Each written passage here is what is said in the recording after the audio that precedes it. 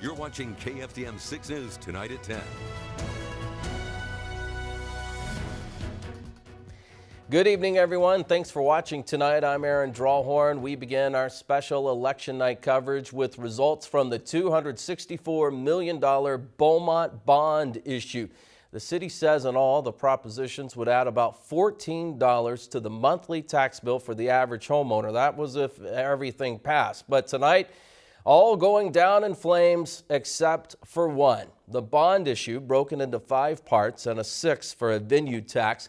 Proposition A calls for spending $58 million on infrastructure, including street and drainage improvements and the creation of a sidewalk master plan. Proposition A is the only one that passes in the city of Beaumont tonight. 100% of the vote in, 58% saying yes, 42% saying no. That's a difference of 1,681 voters there. The citizens apparently fed up with the condition of streets in Beaumont and drainage in Beaumont, wanting a $58 million investment. Proposition B would cost about $147 million. It would pay for a new $61 million police station to replace the current one built half a century ago. It would also fund a new fire station number 4, new animal care services, and an adoption center. In addition, it calls for a new multi-purpose center at Alice Keith Park, facilities improvements, and more cameras that could go into the real-time crime center. Voters deciding no on Proposition B. They are not in favor of this $147 million item. 55% of Beaumont voters rejecting Proposition B. Now, Proposition C would spend $37 million on parks, trails, recreation in the city of Beaumont. The proposition would spend $25 million to upgrade Terrell Park, including new pickleball courts, very popular now, a large playground, splash pad, and walking trails. It would also convert softball fields at the athletic complex to turf baseball fields. Proposition C, a little closer, but no cigar. $37.2 million will not be spent on those items I just mentioned for City of Beaumont parks. The separation there, a little less than 500 voters. Proposition C fails. Now let's talk about Proposition B right now. It focuses on Riverfront Park in downtown Beaumont. The city would spend $12.5 million to extend and expand Riverfront Park, adding family-friendly amenities, also an amphitheater right along the Neches River.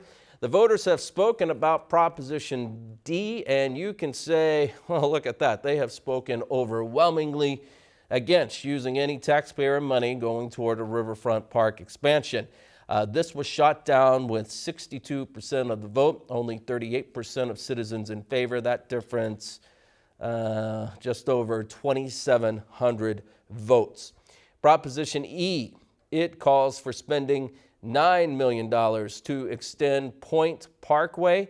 It would add a segment that's a little more than half a mile long to extend Point Parkway from Northwest Parkway over to State Highway 105. The goal is to ease traffic, but it would also open up more land for development. The results are in for Prop E, and residents are not interested in expanding Point Parkway, to say the least. They don't want to spend nearly $9 million to do so at this point in time, at least. It fails 68% to 32%. The final item in the bond issue is not a proposition, it is a venue tax that really affects outsiders. The city is asking voters to approve a 2% increase in the hotel occupancy tax. The additional tax would apply to visitors staying in hotels, motels, and also short-term rentals in the city of Beaumont. It would fund the construction, the maintenance, and or operations of a new convention center in downtown Beaumont as part of a hotel and convention center project. The results of the venue tax vote, well, it goes down 61% to 39%. This is a venue tax, again, on people staying at hotels. It wouldn't affect locals unless they were staying at a Beaumont hotel for some reason. Maybe if they're house had an issue and they needed a hotel room. But you can see there, Beaumont residents were not having that venue tax tonight. Voters are deciding a lot more than the Beaumont bond issue. In Jefferson County ESD 1, the board is asking people within the district to increase the sales and use tax by 1.5% to hire more off-duty firefighters, also to buy equipment and purchase property for a new fire station. Let's take a look at those results. The check mark is by yes, 73% in ESD number 1 in favor of that 1.5% sales tax. Now, let's go over to ESD number 5. We can go back here. It wants to adopt a sales and use tax up to 1.5% to fund improvements and help buy equipment. And those results, yes, 61% of the vote, with 147 voters wanting that in ESD number 5. All right, let's head over to Port Arthur, a special election there, asking voters to decide whether a portion of the sales taxes collected in the city can be used for what they described as quality of life projects, including affordable housing, recreational facilities, and a sports venue. The Port Arthur Proposition A, affecting the Economic Development Corporation, it passes. 63% of residents in Port Arthur, only just about 1,500 voting in favor of this, 870 those saying no. Prop A passes in Port Arthur. The Port of Port Arthur is seeking voter approval for a $92 million bond issue. The bond would fund expansion projects, including buying property to give the port more room to grow, and also move cargo. They handle a lot, incoming and outgoing cargo, not only nationally, but from ships all across the world. And let's see, well, this is a rejection. This is the first time I'm actually seeing this. Port of Port Arthur Navigation District Prop A fails. 53% yes, 47% it was close, but that will fail. Let's head over to Mid-County now. Voters in the Port Neches Groves ISD are deciding a $75 million bond issue to cover a number of projects, including a new high school auditorium and some roof repairs. And the answer is yes. Port Neches Groves ISD voters approving Proposition A, $75 million for schools and buses. The district says the bond would not increase taxes, so a lot of support from the PNG Indians tonight. Now, the city of Port Neches also has a council race on the ballot. Place 1 council seat pitting Heather Burton against Mike Beatty. Neither currently serves on the Port Neches Council. You can see there Heather Burton is on top. That's 100% voting. She will go to City Hall. Now, 3 candidates are running for the Place 4 seat on the Port Neches Groves ISD School Board. Sarah Hardin, Joshua Gray, Misty Goodridge. None of the candidates are currently on the PNG ISD Board of Trustees. The winner there for Place 4 is Sarah Hardin with 46% of the vote.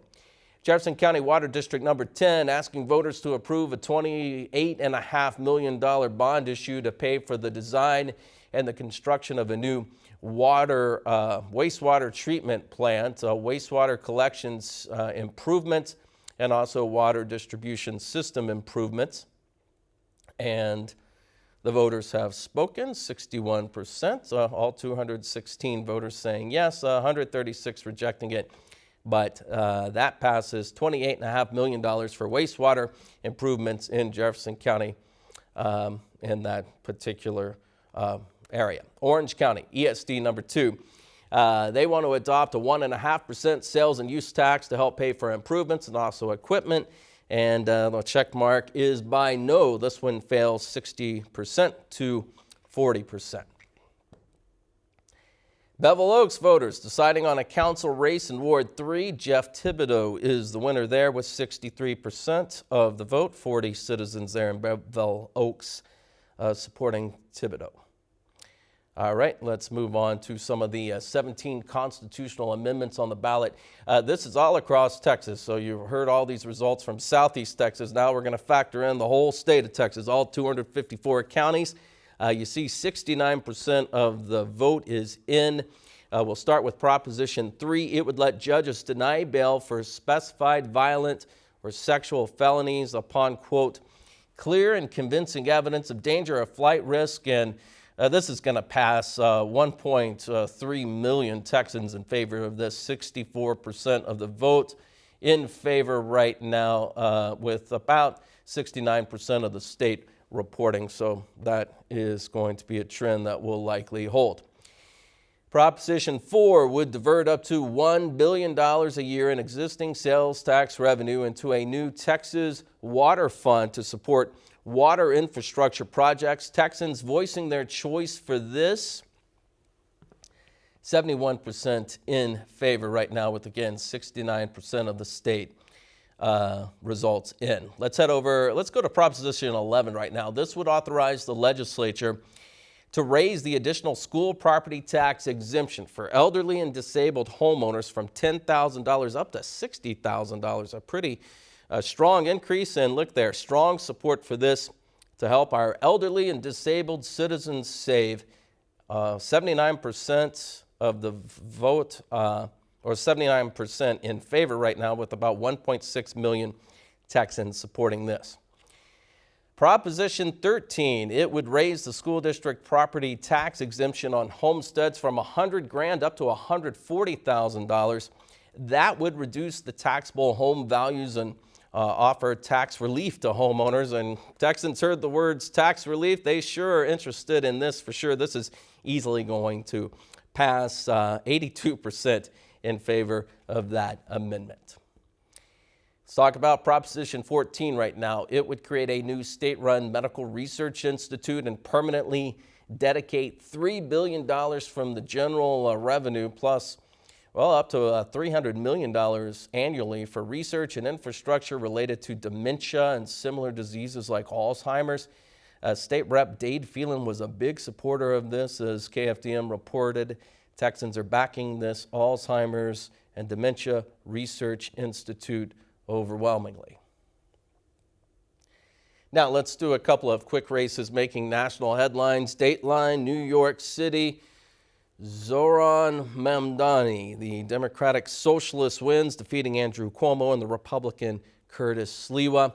The Virginia governor's seat is flipped blue. The Democrat on the left there, Abigail Spanberger, defeats the Republican on the right pretty easily. And also, this was supposed to be closer, but apparently the polls were not in favor of the Republicans on this one. Mikey Sherrill, the Democrat, wins the New Jersey governor's race over Jack Ciattarelli. Always got to say that name very carefully. Reminder, you can find all of the results from tonight's election on KFDM.com and KFDM's social media channels.